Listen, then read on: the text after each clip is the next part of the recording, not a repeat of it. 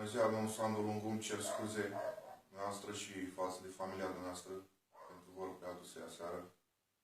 Știu că nu au fost demne de palmaresul și tot ce ați câștigat până acum, dar am fost aseară un pic amețit, un pic așa și tot ce am încercat e să provoc. Și îmi cer scuze dumneavoastră și, în primul rând, familiei dumneavoastră și toate jignirile aduse, dar în continuare vă provoc la un meci în cușcă. Pentru mine este, în primul rând, a demonstra. Pentru dumneavoastră, presupun că este să-mi închideți gura. Eu vreau să demonstrez și simt că pot să demonstrez.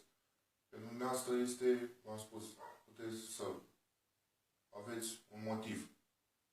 În plus, să puteți să intrați cu mine în cușcă și să facem lupta. Încă o dată îmi cer scuze față de familia dumneavoastră și față de dumneavoastră și tot respectul față de dumneavoastră, știind că ați fost un idol pentru mine și știu că m-ați văzut în cușcă și dacă puteți da și un răspuns pentru un meci. Și încă o dată îmi cer scuze pentru jignirile aduse. Dumneavoastră și familiei dumneavoastră împreună.